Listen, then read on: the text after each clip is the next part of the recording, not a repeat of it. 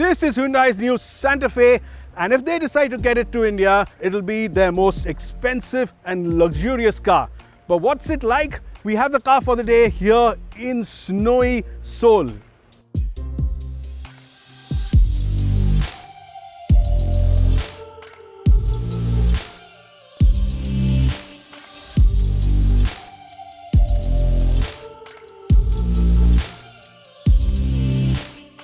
Now first up, let's look at this interesting design. It certainly is more revolutionary than evolutionary for the Santa Fe. And the new lines and fresh details sure do impress. The nose is almost block-like, the H-pattern LEDs look like the Exter, and it gets active air vents in the bumper that help it achieve an impressive drag coefficient of 0.29, which is great for a bulky SUV. Interesting details include the chamfered wheel arches that work really well, and in profile you do see plenty of Land Rover Defender. The blacked out pillars, the floating roof, and there's an interesting handhold inside the pillar so you can climb up to the roof and clean it. Around the rear, the Santa Fe has a very van-like treatment. The oversized logo, the model name, and the block-like design really not gelling with the rest. The cabin, however, works beautifully. Now this has to be one of the most attractive looking Hyundai interiors I've seen. It's modern, it's got a sense of style to it, it's bold, and it blends a lot of features, options, materials, textures, and designs together beautifully. Now straight up, this steering wheel does look a lot like a Land Rover unit, especially with these two pods sticking out here. There's a bit of space and this long boss or steering horn. But it's beautifully made and it's easy to use, especially the cruise control and the adaptive cruise control stuff and the ADAS stuff. And yes, it feels nice to hold as well. The most interesting bit, however, is this curved display.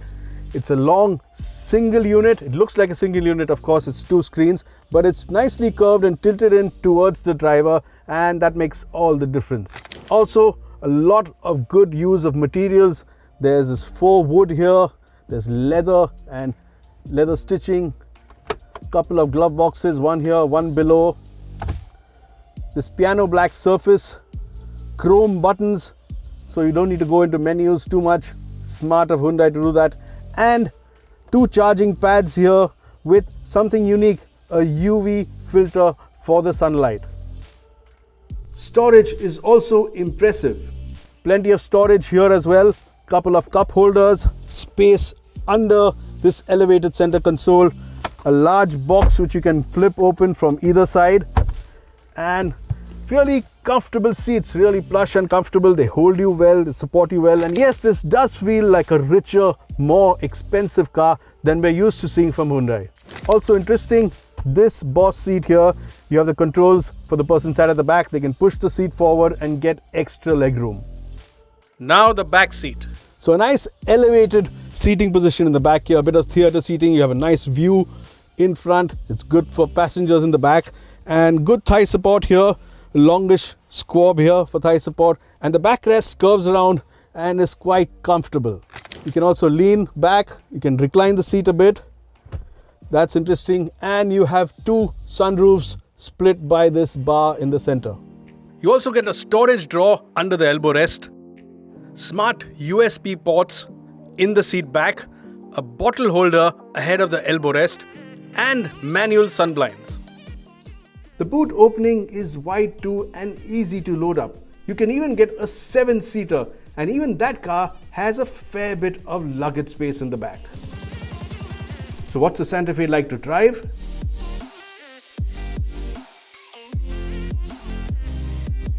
Now the car we're driving here is a 1.6 turbo hybrid. It's not a plug-in hybrid, and it makes 180 horsepower from that turbocharged engine and the batteries.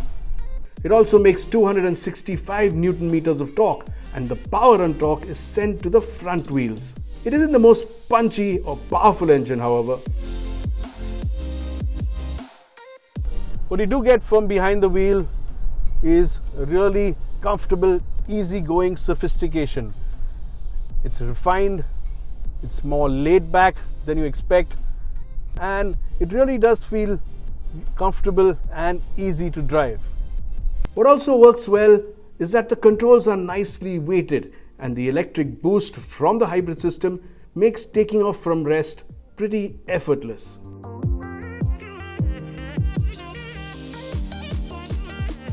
As you rev it a bit higher, you can hear it revving and you can feel some coarseness. Also, while initial responses and acceleration are good, the 1.6 hybrid can't really sustain the thrust as you pull harder. Even flat out, performance isn't electrifying. 0 to 100 takes 9.5 seconds. The Santa Fe is also not an SUV that likes to be hustled. The tall stance, a relatively narrow track, and the long wheelbase means it wants to go straight rather than turn. Now the Santa Fe is built on a long wheelbase, and on these twisty roads you do have to give it some steering input to get it around tighter corners. There's no real pleasure to be had in wringing the neck of this car, driving it hard, because fundamentally it wants to be easy, comfortable, and a long-legged cruiser that just gobbles up the miles. Drive it harder and well, you'll be defeating the purpose, giving it too much to do on its supple, soft and comfortable suspension. Ride comfort, however, is a priority. Now the ride on these roads is pretty comfortable. The surface we are driving over isn't perfect. There are ups and downs like that. There's dips, manhole covers, and the car does move around a bit, but it also does soak up a lot of those bumps, and there's a nice layer of insulation built in. There's a good amount of suppleness, and comfort as a result is pretty good. One area where there could have been some improvement is in the brakes. The initial bit where the regeneration happens isn't very feelsome. It feels a bit dead and spongy, and then when you press down harder, it doesn't get too much better. Yes, retardation improves once the friction brakes come in, but a bit more feel, a bit more connect, and especially a bit more bite, that would be much appreciated.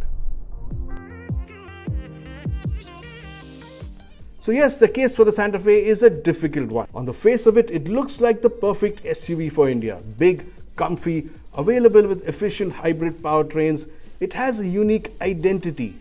What's also appealing is that the cabin is genuinely well built. Yes, more performance is needed, and it doesn't have a sporty bone in its body. Still, look at this as a left field alternative to something like a Toyota Fortuner, and it could be in with a shot.